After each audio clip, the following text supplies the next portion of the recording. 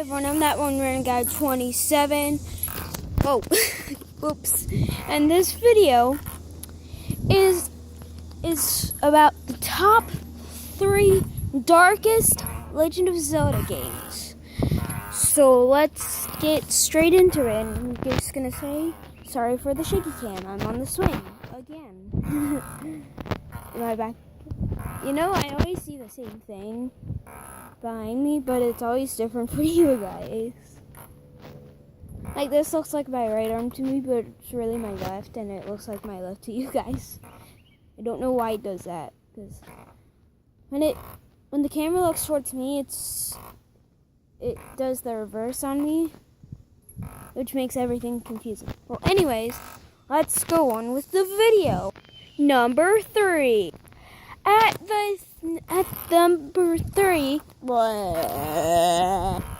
number 3, we have The Legend of Zelda, Twilight Princess.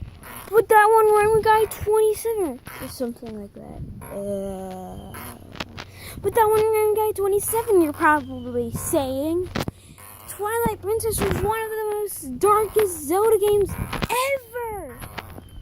Well, it's number 3 on my list for one specific reason. It's let me try that. Twilight Princess just tried way too hard to be dark. Just to be dark. Yeah, these next 2 games are more perfect in a sense. Well, anyways, moving on to number 2. The Legend of Zelda, Link's Awakening. Doesn't matter if it's Link's Awakening DX or not. Link's Awakening DX just has color. The only difference between Link's Awakening DX and the original Link's Awakening. That's not why it's dark though.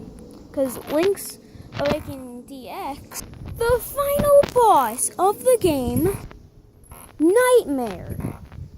Nightmare is like... For some reason, I'm thinking of Five Nights at Freddy's now, because there's Nightmare Fred there. Anyway, the final boss is literally just a cloud. It's literally just, I shouldn't say cloud, I should say black cloud, I guess. And it takes on many familiar forms, I guess. Yes, very familiar forms. It takes on 2 recurring villains in the franchise. The Zelda franchise, sorry. Ganon and Vati. But why? Because the name's Nightmare. Do I really have to say? Seriously. And now, for the top spot. Number 1. The Legend of Zelda, Majora's Mask. Well, anyways, yeah. You're probably so mad about Twilight Princess and saying that it tried too hard to be dark. Well, some of you might agree with me. Some of you might disagree with me. And some of you might agree with me with this. Majora's Mask is perfectly dark for any Zelda game. I mean, it's even darker than Twilight Princess. And for mainly one reason. Death! Sorry, that was supposed to be scary, but either way.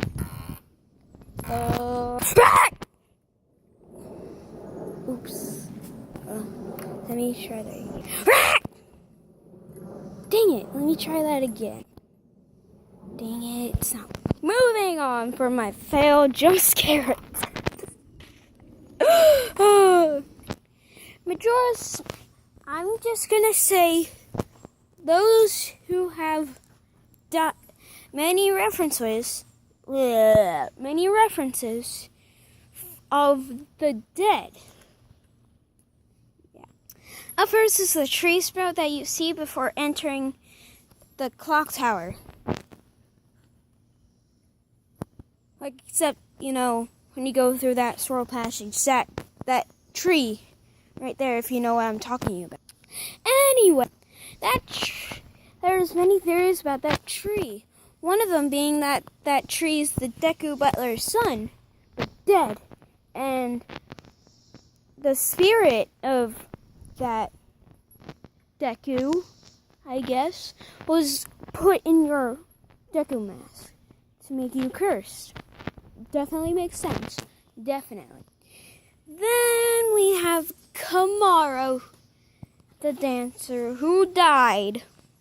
And he didn't get to share his dance with the world. It's depressing. But anyways, moving on. Then there's Darmani. He's a spirit already. He said that he died trying to get the snowhead.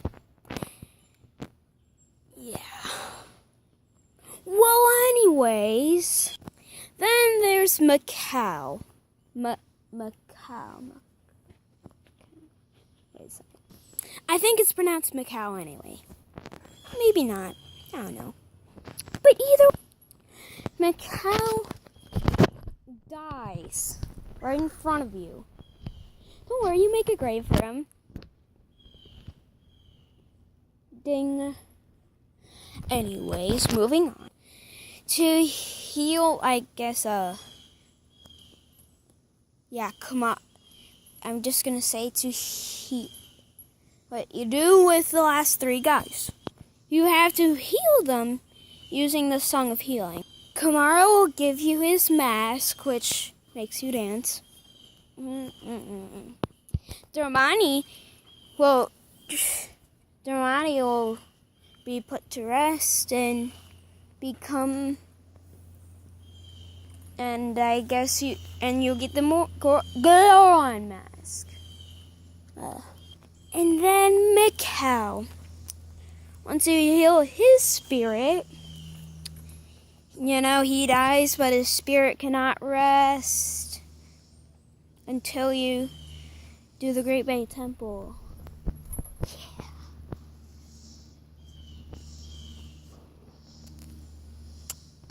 And then the last area of the game, Ikana. Is that right? No? Okay. Sorry, I meant Ikana Valley. Which is actually within Ikana Castle, there's the King of Ikana himself and his two lackeys, which probably stuck alone but worked together very well. I almost lost to them once. Luckily, I accidentally opened the bottle when I was like 3 hearts down. Like, literally, I was like 3 to 5 hearts down, and I accidentally opened a fairy bottle. But enough of personal story. Now, once you beat the king's lackeys, you have to face the king himself. Once you defeat the king, blah, blah, blah, the lackeys talk. King banishes them. But where? Dun, dun, dun!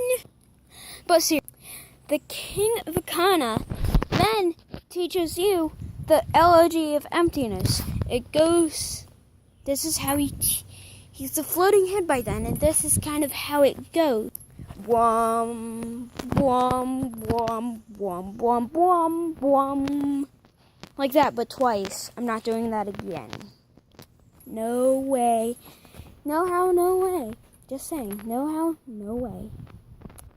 But he says that before he teaches you the song, he says that he will grant you a soldier with no heart.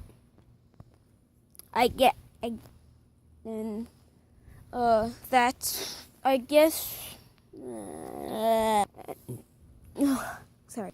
And I guess that's how the Ben Drowned creepypasta started. No, that's not. We're not talking about Ben Drowned. Today, random shot of the background. Bye. Anyways, thanks for watching. Like, subscribe, and thanks for watching. Bye.